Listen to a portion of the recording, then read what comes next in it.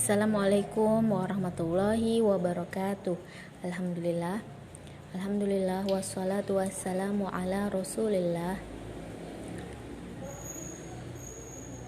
Sayyidina Muhammadin Abdillah wala haula wala quwata illa billah. Anak-anak, bagaimana kabarnya? Semoga tetap sehat ya. Tetap semangat walaupun kita belajar dari jarak jauh. Kita lanjutkan pelajaran kita ya. Kemarin anak-anak sudah membaca tentang dongeng si ulat dan si semut di pembelajaran 1. Sekarang kita lanjutkan saja ke pembelajaran kedua ya. Sekarang pelajarannya kita akan singkat-singkat saja. Kita ambil yang penting-pentingnya saja. Karena sebentar lagi kita akan menghadapi ujian akhir semester 1, yaitu di bulan Desember, awal-awal Desember ya. Jadi kita harus mengejar materi yang belum kita pelajari. Baiklah, langsung anak-anak buka halaman 123 ya. 1, 2, 3. Ayo mengamati. Hari ini semua anak bergembira. Mereka diajak Pak Guru bermain bola. Pak Guru membagi siswa menjadi 2 kelompok. Kelompok putra dan kelompok putri. Setiap kelompok memiliki jumlah anggota sama. Masing-masing kelompok berlomba bermain, menendang, menangkap, dan juga melempar bola. Mereka harus bekerja sama dalam kelompoknya. Kelompok yang paling cepat adalah pemenangnya. Sebelum bermain, semua siswa melakukan pemanasan. Gerakan pemanasan dilakukan dari kepala sampai kaki. Nah, ini harus anak-anak perhatikan ya. Jadi, di sini mereka sedang bermain bola, dibagi menjadi 2 kelompok. Ada kelompok putra dan juga kelompok putri. Kelompok putra terdiri dari anak-anak laki-laki dan kelompok putri terdiri dari anak-anak perempuan. Nah, sebelum berolahraga, sebelum melakukan permainan bola, jangan lupa untuk melakukan pemanasan supaya tidak cedera. Nah, pemanasan itu dilakukan dari ujung kepala sampai ujung kaki. Jadi semuanya harus ikut digerakkan. Misalkan gerakan menggelengkan kepala, harus digerakkan kepalanya sampai gerakan kaki, melenturkan otot-otot kaki ya. Jadi ketika kita mau melakukan olahraga, kita harus selalu melakukan pemanasan supaya tidak terjadi cedera otot. Cedera otot itu apa? Otot kita menjadi kaku, keras, dan sulit digerakkan. Dan sakit semua rasanya ya, karena ototnya tidak dilemaskan dahulu, langsung melakukan olahraga berat. Nah, itu adalah cedera otot ya. Kita harus ingat sebelum olahraga harus melakukan pemanasan. Jadi, ketika kita bermain secara berkelompok, kita harus selalu bekerja sama. Karena dengan bekerja sama, maka kita akan menjadi pemenangnya. Karena di sini akan dipilih siapa yang paling cepat, maka dia adalah pemenangnya. Lanjut ya anak-anak.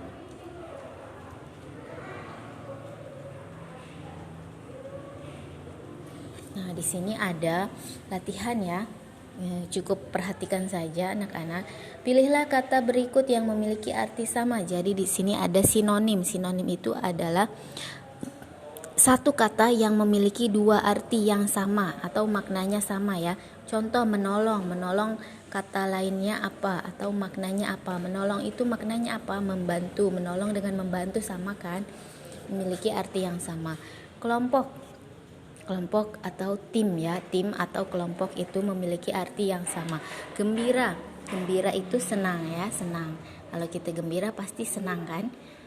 Gembira dan senang itu adalah sama ya. Putra adalah anak laki-laki. Putra dan anak laki-laki memiliki arti yang sama. Kompak, rukun. Kompak itu rukun ya, tidak berantem, tidak iri. Semuanya saling menjaga kerukunan, menjaga kebersamaan, itu adalah kompak, rukun, bekerja sama. Kita lanjut lagi.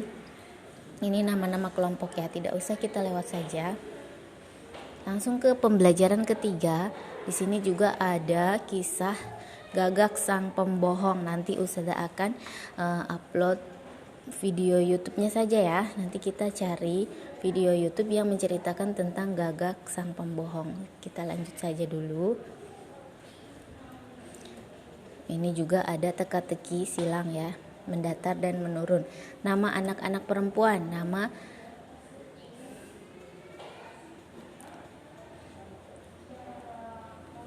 yang mendatar perempuan, dan yang menurun laki-laki. Itu gampang ya. Kita lanjut saja. Diskusikan dengan temanmu bagaimana sebaiknya sikapmu kepada teman yang berbeda jenis kelamin. Sampaikan hasil diskusimu di depan kelas. Kita lanjut. Hari ini ibu guru memberikan pengumuman besok sekolah Siti akan mengadakan upacara. Upacara tersebut dalam rangka Hari Sumpah Pemuda. Upacara akan dihadiri oleh perangkat desa dan masyarakat. Setelah upacara akan diadakan bakti sosial. Bakti sosial tujuannya memberi bantuan untuk masyarakat yang kurang mampu. Siti dan teman-teman juga menyiapkan bingkisan. Mereka membelikan buku, penghapus, pensil, dan alat tulis lain. Berikut barang-barang yang akan mereka sumbangkan. Ada buku Rp2.000, pensil Rp500, penghapus Rp500, penggaris Rp1.000, dan tip X ya Rp2.000.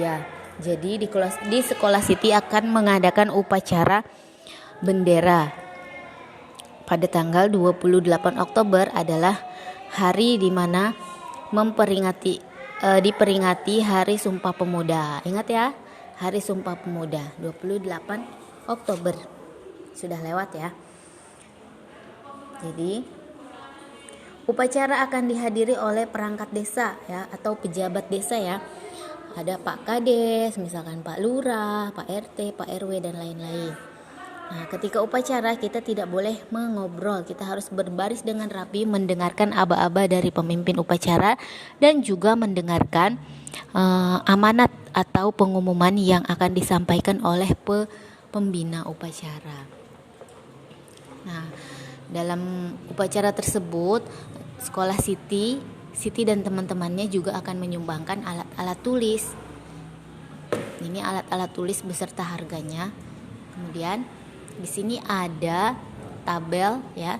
Siti memiliki uang 5.000. Kira-kira barang apa saja yang dapat ia beli? Barang apa saja kalau kita punya uang 5.000 ya? 1.000, 2.000, 3.000, 4.000, 5.000, 6.000. Oh, ini jumlah belanjaannya ada 6.000 ya. Kalau Siti punya uang 5.000, dia bisa membeli 1 buah tip X, 1 buah penggaris, dan juga 1 buah buku tulis. Ya, dan seterusnya ya. Tinggal disesuaikan uang yang dimiliki berapa, kemudian harga belanjaannya berapa. Kita lanjut lagi, upacara Hari Sumpah Pemuda. Upacara berlangsung hikmat. Hikmat itu tenang ya. Tidak ada yang ngobrol, tidak ada yang menangis, tidak ada yang lari-larian. Semuanya seperti kalau misalkan sholat itu khusyuk ya, hikmat, tenang, tertib. Upacara diikuti seluruh siswa dan guru. Pembina upacara memberi pengarahan. Pembina upacara berpesan agar siswa terus rajin belajar. Jadi pembina upacara di sini memberikan amanat atau pengarahan supaya anak-anak rajin belajar ya, selalu rajin belajar. Karena dengan rajin belajar kita akan menjadi anak yang pandai. Seluruh siswa harus bersatu membangun bangsa. Kemudian ada petugas yang membacakan naskah Sumpah Pemuda. Nah, seluruh siswa juga bertugas untuk menjaga kesatuan bangsa, harus bersatu membangun bangsa ya. Tidak boleh berpecah belah. Kemudian di sini ada naskah Sumpah Pemuda. Silakan anak-anak diperhatikan naskahnya, dihafal juga boleh ya kalau mau dihafal, atau cukup diingat-ingat saja naskah Sumpah Pemuda isinya tentang apa. Jadi naskah Sumpah Pemuda itu adalah sumpah atau janji pemuda-pemudi yang ada di Indonesia pada tahun itu ya. Mereka semua bersatu dari berbagai daerah. Mereka berkumpul dan bersatu untuk membuat satu perjanjian atau kesepakatan. Isinya apa? Isinya ini. Kami putra-putri Indonesia mengaku bertumpah darah yang satu, tanah air Indonesia. Jadi putra-putri Indonesia di sini, pemuda-pemudinya, mereka semua mengaku atau mengakui bahwa negara Indonesia itu adalah negara yang satu, tanah air Indonesia ya. Kita bertumpah darah yang satu, tanah air Indonesia. Artinya kita tidak boleh berpecah belah. Kita harus bersatu membangun bangsa. Kemudian kami putra-putri Indonesia mengaku berbangsa yang satu, bangsa Indonesia. Bangsa kita hanya satu, yaitu bangsa Indonesia. Tidak mau bangsa kita dipecah belah atau dijajah oleh negara lain. Sampai-sampai negara kita diambil oleh negara lain, itu tidak boleh ya. Jangan sampai terjadi. Yang ketiga, kami putra dan putri Indonesia menjunjung bahasa persatuan, bahasa Indonesia. Nah, bahasa persatuan kita adalah bahasa Indonesia. Karena Indonesia terdiri dari berbagai suku bangsa, bahasa, agama, dan juga adat istiadat ya. Sehingga Indonesia disatukan dengan bahasa yang satu, yaitu bahasa persatuannya, bahasa Indonesia yang kita gunakan sehari-hari dalam belajar ya. Kalau tidak ada bahasa persatuan atau bahasa Indonesia, bagaimana kita akan berbincang-bincang, bagaimana kita akan bersosialisasi dengan teman kita atau dengan rekan kita yang berbeda bahasa ya. Nanti kita tidak akan ngerti. Misalkan yang satu bahasa Jawa, yang satu bahasa Padang, yang satu bahasa Batak, maka tidak akan mengerti satu sama lain, sehingga muncullah atau dibuatlah satu bahasa persatuan, yaitu bahasa Indonesia. Ingat-ingat ya anak-anak, bahasa persatuan kita adalah bahasa Indonesia. Kita lanjut. Di sini juga ada latihan, ada sinonim sama seperti tadi ya. Dua kata yang memiliki arti yang sama. Tanah air persamaannya adalah tanah kelahiran atau tanah liat atau tanah subur.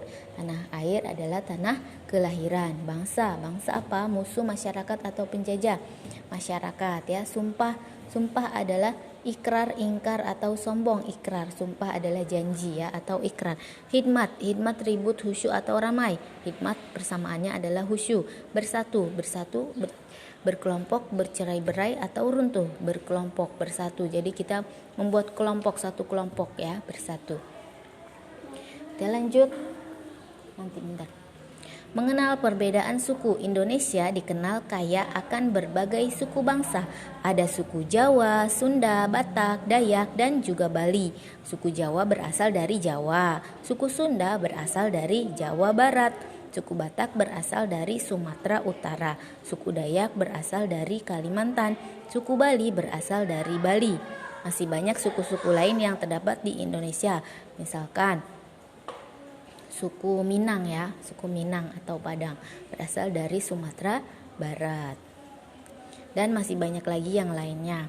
Anak-anak juga pasti terdiri dari bermacam-macam suku ya. Ada yang orang Jawa, ada orang Sunda, ada orang Minang, ada orang Batak ya, ada orang Bali dan lain-lain. Semuanya memiliki suku yang berbeda, bahasa yang berbeda, dan juga adat istiadat atau kebiasaan yang berbeda. Nah, di sini juga Siti dan teman-temannya berasal dari suku daerah yang berbeda ya. Siti berasal dari Jawa, Beni berasal dari Sumatera Utara, Dayu berasal dari Bali, Leni berasal dari Kalimantan, Edo berasal dari Papua. Kita lanjut ya. Kita lanjut lagi ke matematika. Setelah upacara selesai, kegiatan dilanjutkan pemberian sumbangan. Selain barang, ternyata ada yang memberikan uang. Uang tersebut dalam berbagai pecahan. Ayo berlatih. Siti membeli pensil warna seharga Rp4.000. Tuliskan beberapa pecahan uang yang jika digabungkan akan memiliki jumlah yang sama dengan uang berikut. Siti membeli pensil warna seharga Rp4.000. Kita tuliskan pecahan uangnya ya, atau digambar uangnya. 2 lembar 2.000-an menjadi Rp4.000. Dayu membeli buku gambar seharga Rp3.000. 1 lembar 2.000-an dan 1 lembar uang 1.000-an. Seperti itu ya anak-anak, gampang ya. Kita lanjut ke pembelajaran kelima. Berkunjung ke rumah kakek. Siti bersama keluarga berkunjung ke rumah kakek. Hampir setiap bulan Siti mengunjungi kakek. Kakek tinggal di desa. Kakek tinggal bersama nenek dan paman. Siti sangat sayang kepada kakek dan nenek. Siti sering membantu nenek. Di rumah kakek, Siti bermain bersama teman-teman. Mereka bermain gebokan batu alias kasti. Ya, dengarkan ya anak-anak. Jadi Siti dan keluarga mereka sedang berkunjung ke rumah kakek. Mungkin sedang liburan sekolah ya. Jadi Siti berkunjung ke rumah kakek. Rumah Siti kemarin berasal dari mana daerahnya? Yaitu dari Jawa ya. Siti berasal dari Jawa. Jadi Siti pulang ke kampung, ke rumah kakek di Jawa. Hampir setiap bulan Siti mengunjungi kakek. Kakek tinggal di desa. Nah, kakek tinggal bersama nenek dan paman. Siti sangat sayang kepada kakek dan neneknya. Nah, jadi Siti ini anak yang baik ya, anak yang penurut. Dia dimanapun dia berada, dia selalu membantu orang-orang yang ada di sekitarnya. Ketika di rumah dia selalu membantu ibu dan ayah. Ketika di kampung dia juga selalu membantu nenek dan kakek dan juga paman. Di rumah kakek Siti bermain bersama teman-teman. Mereka bermain gebokan batu ya. Jadi batu ditumpuk-tumpuk kemudian dilempar menggunakan bola kasti. Jadi dalam permainan gebokan batu ada gerakan melempar ya dan juga menyusun kembali batu. Melempar ya, gerakan melempar. Sini ada gambar. Buatlah cerita sederhana berdasarkan gambar berikut. Nah, ini waktu pertama datang ya. Siti pertama datang ke rumah kakek dan nenek.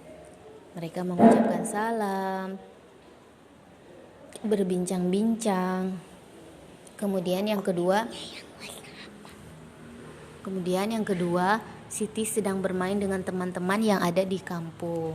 Yang ketiga, Siti dan keluarga ngobrol, berbincang-bincang dengan nenek dan juga kakek dan juga paman ya, sambil menikmati camilan atau teh, sambil ngeteh ya, sambil ngopi. Diskusikan sikap apa yang dapat kamu temukan dalam teks di atas, tulislah hasil diskusimu. Jadi di sini Siti dan keluarga dan juga teman-teman mereka selalu menerapkan hidup rukun ya. Semuanya hidup dengan rukun, aman, damai, tentram. Kita lanjut ya. Mengenal anggota keluarga Siti. Di sini ada anggota keluarga Siti. Siti anak-anak, ini kategori umur ya. Siti anak-anak, Zahra remaja, paman dewasa, ayah dan ibu juga dewasa, kakek dan nenek dewasa. Jadi ini pembagian kategori usia ya, usia. Siti anak-anak, umur 0 sampai 12 tahun ya, 12 tahun itu termasuk anak-anak. 13 tahun sampai 15 tahun itu remaja, kemudian sampai 20 tahun itu remaja, 20 tahun sampai dengan 40 tahun itu dewasa, atau 20 tahun sampai 50 tahun ya itu dewasa, kemudian 60 tahun ke atas itu sudah lansia atau sudah tua ya.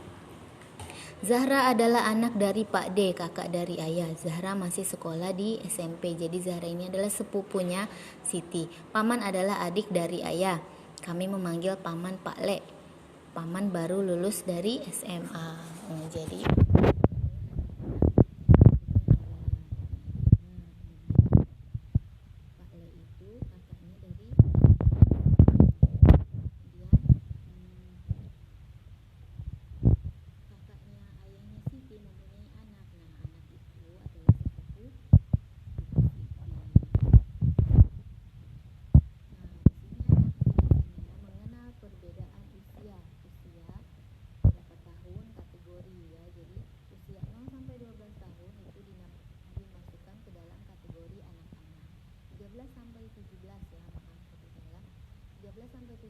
termasuk remaja, 18 ke atas dewasa. 18 tahun ke atas itu sudah termasuk dewasa ya. Kemudian di sini ada gambar-gambarnya. Nah, tinggal disilang di garis-garis termasuk kategori apakah. 35 tahun termasuk dewasa, 20 tahun dewasa, 13 tahun remaja, 62 tahun dewasa, 6 tahun anak-anak. Gampang ya. Pembelajaran ke-6 terakhir ya. Ayah mengamati, menyantuni anak yatim. Siti, ayah, ibu, kakek, nenek, dan adik berkunjung ke rumah Ani. Ani adalah teman Siti. Usia mereka sebaya. Sebaya itu berarti sama ya. seumuran atau sepantaran. Ani adalah seorang anak yatim. Ia tinggal bersama ibunya. Jadi ayahnya Ani ini sudah meninggal. Yatim itu apa? Yatim itu tidak mempunyai ayah. Ani anak yang pandai dan rajin. Siti sering membantu Ani. Mereka sangat akrab walaupun jarang bertemu ya. Jadi Ani ini adalah temannya Siti. Mereka umurnya sama. Ani sudah ditinggalkan oleh ayahnya atau ayahnya sudah meninggal. Tapi Ani ini adalah anak yang rajin dan juga pandai. Mereka sangat akrab walaupun mereka jarang bertemu. Buatlah kalimat dari kata berikut. Anak yatim ya, anak yatim tadi. Ani adalah seorang anak yatim. Artinya apa? Ani adalah seorang yang sudah tidak mempunyai ayah, ayahnya sudah meninggal. Itu artinya anak yatim. Berkunjung, Siti berkunjung ke rumah Ani. Pandai, Ani adalah anak yang pandai atau siapa, boleh pakai nama siapa saja ya. Siti adalah anak yang pandai dan rajin. Menyantuni, Siti dan keluarga datang untuk menyantuni Ani. Menyantuni itu memberikan perhatian, memberikan sedikit sumbangan dan memberikan apa saja yang kita punya kepada seseorang, terutama anak yatim ya, yang sudah tidak mempunyai ayah. Kita lanjut. Setelah mengunjungi Ani, Siti dan keluarga kembali ke rumah. Kakek dan nenek sangat senang Siti berkunjung ke rumah. Siti dan Ali diberi sejumlah uang oleh nenek. Siti dan Ali masing-masing mendapatkan uang Rp5.000. Nah, kalau anak-anak sedang pulang kampung ke rumah kakek nenek, pasti anak-anak diberikan uang jajan ya sama kakek dan neneknya. Nah, di sini Siti dan Ali juga diberikan uang jajan masing-masing Rp5.000. Nah, kemudian Siti dan Ali membelanjakan uang mereka. Coba kalian tentukan kemungkinan pecahan uang kembalian yang mereka terima. Nah, jadi kita menghitung uang kembalian ya. Siti mendapatkan uang dari nenek sebesar Rp5.000. Siti membeli pensil seharga Rp2.000. Berapa kembaliannya? Jadi Rp5.000 diambil Rp2.000, sisanya adalah Rp3.000. Gampang ya. Ali mendapatkan uang dari nenek sebesar Rp5.000. Ali membeli penghapus seharga Rp1.000. Jadi Rp5.000 diambil Rp1.000 sama dengan Rp4.000. Gampang ya. Mungkin ini nanti untuk tugas anak-anak, silakan baca. Kita lanjut dulu. Kakek adalah seorang yang hebat. Dahulu kakek pandai membuat prakarya. Dari kakek Siti belajar membuat tempat pensil dari barang bekas. Nah, di sini Siti dan kakeknya akan membuat tempat pensil dari barang bekas, dari botol yang sudah tidak terpakai ya. Ini dia hasilnya, cantik kan? Membuat prakarya tempat pensil cantik. Alat dan bahannya botol plastik, kertas sampul warna, kemudian 3 helai kertas sampul warna berbeda ukuran ya. Berbeda warna. Ya, ukurannya 2x31 cm. Kemudian selembar kertas warna hijau muda, setangkai ranting kering dari rerumputan, lem tembak, gunting spidol dan juga penggaris. Ini hasilnya. Botol minum, kemudian dilapisi kertas karton, kemudian ada ranting pohon yang sudah kering ya, diberi daun dan juga diberi bunga. Jadi seperti bunganya seperti asli ya. Cantik ya. Insya Allah nanti kapan-kapan kita praktek kalau kita sudah bertemu di sekolah.